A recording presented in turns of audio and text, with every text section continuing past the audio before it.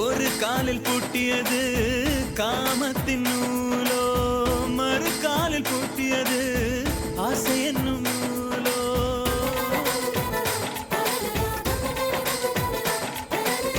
நாலு வகை நூல் கொண்டு நடக்குதடாட்டம், நாளுக்கும் சிக்காமல் வாழுவது கஷ்டம்.